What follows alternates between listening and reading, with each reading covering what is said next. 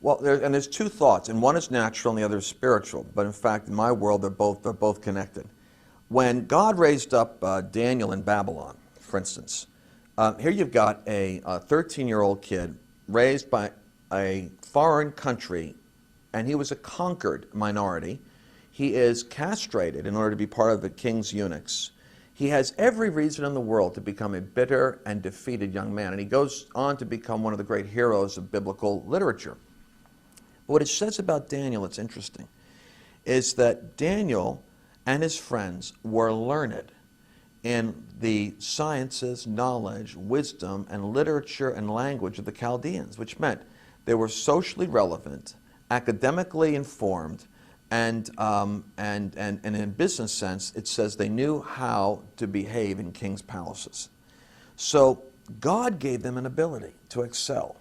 And that word excel in the Hebrew is a pretty flippy word. It's the word yatir. It literally means something which juts out higher than others.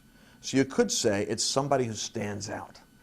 And when I look at Daniel, I realize that God gave him a gift, or a natural gift, and his associates for acquiring languages and science and knowledge and stuff like that. But what Daniel did was he was able to leverage that acumen and that talent into an ability to merge it with a supernatural capacity. And his supernatural capacity is what's called a gift cluster. It's a combination. Usually when a person has a gift that God has given them, that it moves in a group, and people don't realize they're clustered. In his case, he had the ability to dissolve doubts, interpret dreams, solve riddles, and understand enigmas. Now that may not mean much to anyone out there, except that you talk about 4 things you need to do in the economy.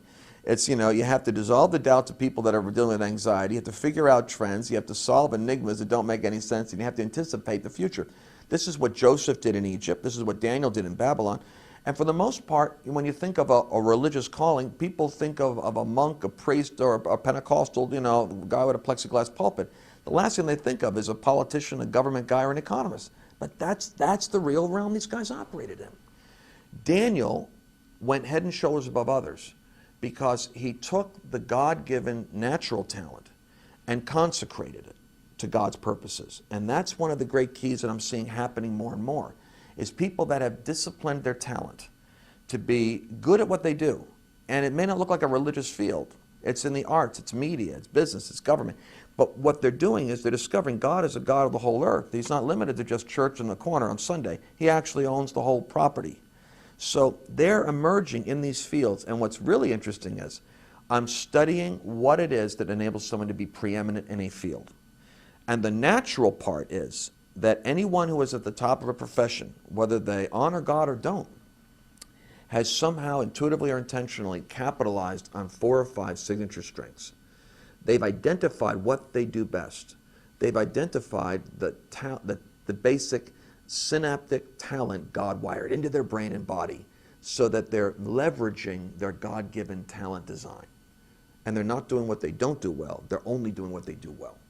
The second thing, which is fascinating, is, have you ever watched American Idol? Notice that the ones who fail, which is my children, they're so sadistic. I'm watching these young people go singing their guts out, the 20 million people, and they can't carry a note. And I'm wondering, didn't anybody in their family pull them aside before they got on national television and say, Harry, we know you love music, but you can't sing for anything. Nobody does that. But Harry's there in my living room, and I'm going, oh, the poor kid. And what happens is, you'll see people that are rejected by this group, and they're so preoccupied with the passion of what they're trying to do, they're not even looking at the signals. The first stage is, be honest about your passion, because God has given you the desires of your heart.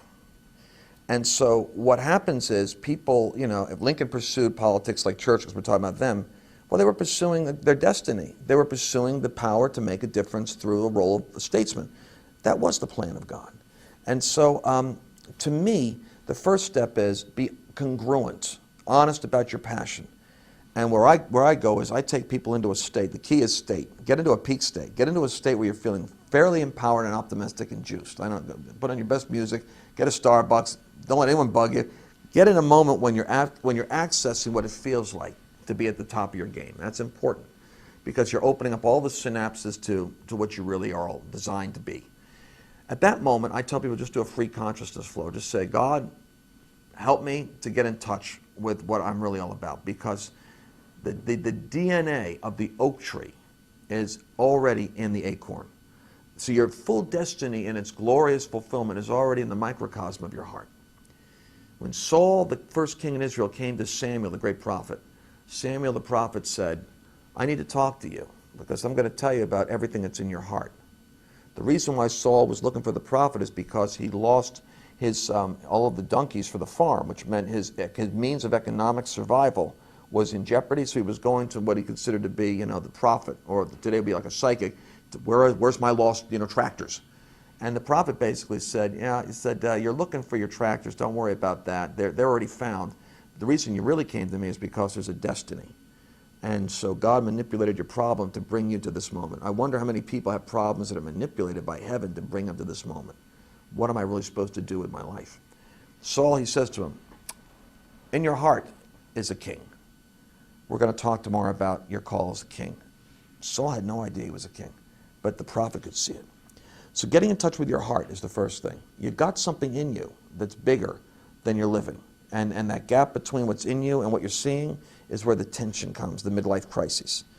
So the first step is write down the top 15, 20 things you want to be in your life that you've never been. Write down the top 20, 30 things you want to do that you've never done. Write down the top 20 things you want to experience you've never experienced, learn that you've never learned, see that you've never seen. And when you get done with that list of what you want to see, what you want to experience, what you want to be, what you want to do or know, take that list and then ferociously whittle it down to your top 10. Always asking yourself over and over again, what gives me the most juice? Because what people unconsciously do, the more spiritual and religious they are, the more they mess this up. It's amazing. If I can get someone who's totally a secular individual, I can work faster. If I'm working with a really nice missionary person, it takes me longer. Because what people with what sensitive conscience do is they embed what they think they ought to want into what they want. So they say, I want to help the poor. I want to, and then they're putting all kinds. I want to worship. It's like, well, no. Take all that out. Unpack it for a second. I want you to tell me what is your passion in terms of what you want to do, experience, be, and if that really is it, we'll put it in the top 10. But many times I got to shake the tree so they could say, I want to make a lot of money and travel and make an impact and hang out with professionals. I've had this happen where once people get clear on it, it's like, whoa, you feel the juice. So we get the top 10. Once we get the top 10, I work them down to the top 3. The reason we do that is like a horse race, in terms of comparing one to the other, is once I get the top 3 or 4, or 5 or 6, I really know what's in their heart. Now, God is going to do a job of refining it, but that's essentially where true north is. That's their passion. If I could get you to articulate your passion and say it without guilt or without unbelief, I can create the attraction factor for favor. Because once you start to say who you are and what you're all about, you're resonating harmonically with the design of heaven for you. And there's a certain, every voice has a signature sound. Every voice is like a thumbprint, different. And when your voice goes out, resonating with your design and purpose and destiny, even though you don't fully comprehend it, and it's not as pure as its final form, once you speak what you're all about, you attract to you the resources you need to manifest it. You're on the way to becoming connected to who you really are and what you're called to do. That's the step. The real spiritual part answer is I would always add this caveat. I would add this. God, show me. It's just a prayer. Show me what talents, gifts, and abilities you've given me so that I can leverage my life to the greatest stewardship of influence for the sake of others. Start off with that kind of focus so that you open up to the idea that you might have talents and gifts and other people impacted, and add that nuance to it. But you're going to end up at the same intersection either way, whether you pray with more focus or whether you just kind of throw it up in the air. If I can get people clear on passion, I could get them in the step towards where favor will start to work. Once favor starts to work, the law of attraction takes over. The average person is thinking 1,500 words a minute. This is amazing to me. 1,500 words a minute, that's a lot of traffic. So when those words are going on 1,500 words a minute, there's tremendous capacity for distraction. When I'm working with clients and I'm teaching them how to operate with the spirit realm, I say, you need to start looking at this the way Jesus taught as a rabbi, taught his disciples. He said, when you go into the territory that you want to influence. Release your peace upon it. So one of the great mysteries is your state, if it's one of peace, if you're at peace with God and peace with yourself and others, you carry a capacity to influence the sphere around you. So that when you go into that environment, you can release peace upon the environment. Now, 1,500 words a minute of internal dialogue dials down. And people will say things when you're in an environment where you're spiritually kind of in control because you've released peace. And they'll say things like, we don't normally do this, but, and that's the preamble to a change in policy, something they've never done before. And when I hear that, I always know that's favor, working with the authority of peace. And the two of those things flow together when you're in your passion, because your passion will move you into the spheres of influence that accomplish your desire. And then you release your peace. 1,500 words a minute. In one nation I went into, the interior ministry had almost like a disorder, like Monk, like the detective.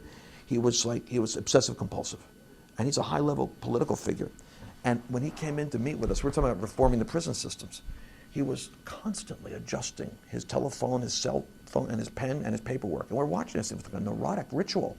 We're horrified because we're down there talking about reform because we work with nations, governments, courts, and doing transformation projects. And he's like, this. And I said, this is disastrous. We forgot to do the spiritual part. We were functioning like a bunch of consultants. Time out.